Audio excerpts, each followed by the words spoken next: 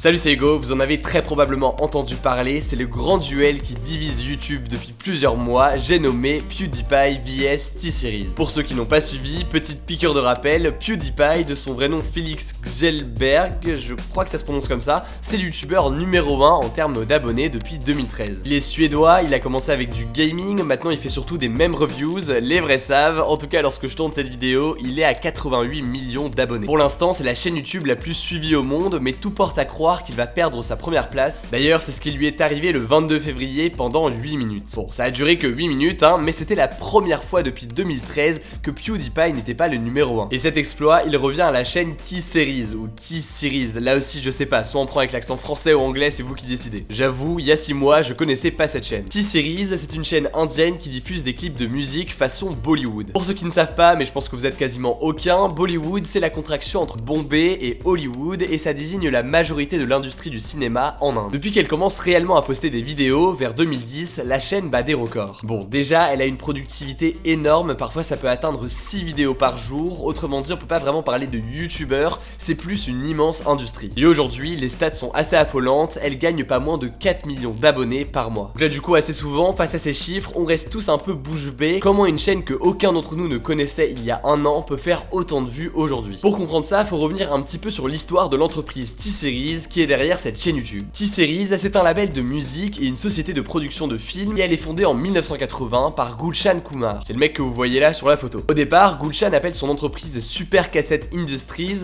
Bon, pas ouf, mais en même temps, il fabrique des cassettes audio piratées. Par contre, 10 ans plus tard, dans les années 90, il prend un peu plus la confiance, virage à 180 degrés, la société devient T-Series et abandonne les cassettes. Gulshan, il est malin, il prédit le succès du cinéma à la Bollywood et se lance dans la bande originale de films. C'est plus légal et puis c'est surtout plus rentable. À ce moment-là, c'est le jackpot. En 1990, T-Series produit la bande originale du film indien Ashiki. Vous l'avez sûrement jamais vu, moi non plus honnêtement, mais le film a cartonné avec 20 millions d'entrées, essentiellement en Inde, vous imaginez, mais en tout cas la machine est lancée. Et quitte à produire les bandes originales de films, autant produire les films qui vont avec. En Inde, beaucoup de films sont chantés et dansés, un peu en mode comédie musicale si jamais on veut faire simple. Bref, du coup, T-Series va alors naturellement conquérir Bollywood après avoir vendu des cassettes. Progressivement, il est même surnommé l'empereur de la musique et à partir de là, une chaîne YouTube s'impose et pour devenir l'empereur de YouTube, la recette gagnante de T-Series, elle est simple. Bon, déjà, il y a un contexte qui aide totalement la chaîne. On l'a dit, la chaîne elle est indienne et l'Inde c'est le deuxième pays le plus peuplé au monde avec 1,3 milliard d'habitants. Ça fait beaucoup de potentiels viewers et ça aide pas mal. En 2014, il faut savoir que les internautes en Inde étaient environ 278 millions, c'est beaucoup, mais sur l'échelle du pays, eh bien c'est pas tant que ça. 4 ans après, en juin 2018, ils ont presque doublé, on est passé à 500 millions. Et aujourd'hui, 245 millions sont actifs sur YouTube d'après Google India. En comparaison, en France, on est 37,5 millions à se connecter chaque mois. Deuxième ingrédient de la réussite de T-Series, c'est aussi l'engouement pour la musique. Aujourd'hui, les gens écoutent de la musique sur YouTube, 47% de la consommation mondiale de musique se fait directement sur la plateforme. Et donc logiquement, c'est les clips musicaux qui font la loi. Quand on regarde dans le top 10 des vidéos les plus vues, eh bien 9 vidéos sont des clips. Bon, à l'exception d'un petit dessin animé russe assez chelou. En fait, peu importe le contenu, une musique de Maître Gims fera toujours plus de vues qu'une vidéo de Cyprien ou Squeezie. Bon, à moins que les youtubeurs se mettent eux-mêmes à faire des sons qui marchent, mais ça c'est une autre histoire. En tout cas, c'est le même principe pour PewDiePie et T-Series. Aujourd'hui, la chaîne indienne cumule 63 milliards de vues cumulées, alors que PewDiePie en a seulement 20 milliards. A priori, tu vas pas mater 10 fois la même vidéo de PewDiePie, par contre, mater 10 fois le clip à la Bollywood d'un son indien que tu kiffes, eh bien potentiellement ça peut se faire,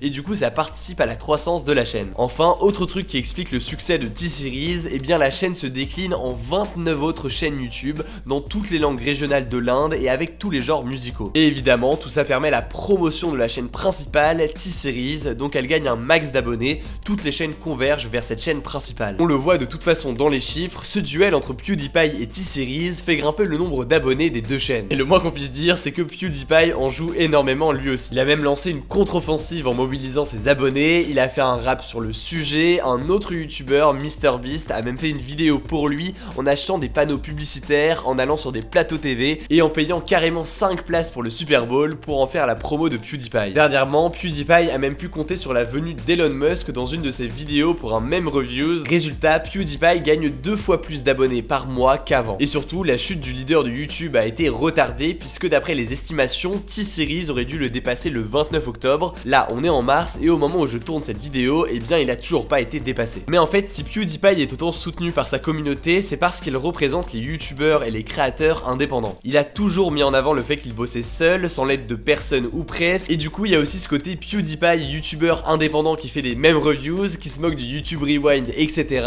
face à une entreprise de production ultra pro qui est dans une logique clairement commerciale. En tout cas, côté YouTube français, on possède nous aussi notre petit duel, Cyprien contre Squeezie. Depuis quelques jours, il y a une guerre entre les deux sur les réseaux sociaux. Allez voir ça, c'est comme T-Series et PewDiePie, mais à une différence près, eh bien ils sont à 12 millions d'abonnés. Voilà, écoutez, j'espère que cette vidéo vous aura plu. Pas de sondage aujourd'hui, ça ferait un peu bizarre, je sais pas vraiment sur quoi faire un sondage avec cette vidéo, mais en tout cas n'hésitez pas à en parler dans les commentaires, j'irai lire tout ça. Si vous connaissez pas ma chaîne YouTube, eh bien soyez le bienvenu, je fais des vidéos sur l'actualité, donc n'hésitez pas à vous abonner et à activer les notifications pour être les premiers sur l'info. Vous pouvez aussi me suivre sur Instagram dans les résumés quotidiens de l'actualité que je poste tous les soirs, donc n'hésitez pas à vous abonner, je vous mets le lien dans la description. Écoutez, je crois que j'ai tout dit, n'hésitez pas à mettre un petit pouce bleu pour me soutenir, on se dit à très vite.